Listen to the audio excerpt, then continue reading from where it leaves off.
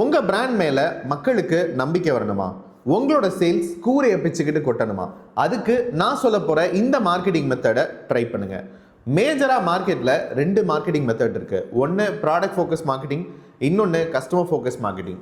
நீங்கள் உங்களோட ப்ராடக்டை பிலீவ் பண்ணி வெறும் ஆஃபர்ஸ் அண்ட் டிஸ்கவுண்ட்ஸை மட்டும் கொடுத்து ஒரு கஸ்டமரை வர வைக்க முடியும் அப்படின்னு தேடிட்டு இருந்தீங்க அப்படின்னா அது ப்ராடக்ட் ஃபோக்கஸ் மார்க்கெட்டிங். இதுவே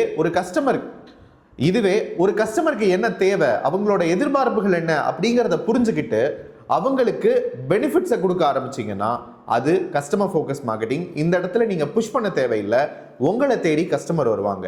அதனால எப்பயுமே ஒரு சாட்டிஸ்ஃபைடான கஸ்டமரை உருவாக்கணும், அவங்களுக்கு ஒரு பெட்டரான எக்ஸ்பீரியன்ஸ் கொடுக்கணும் அப்படின்றது நீங்கள் மனசில் வச்சு ஒர்க் பண்ணீங்கன்னா நீங்கள் கஸ்டமர் ஃபோக்கஸாக மாறுவீங்க. உங்களோட சேல்ஸும் கூரையை பிச்சுட்டு கொட்டும். இதை ட்ரை பண்ணுங்கள்.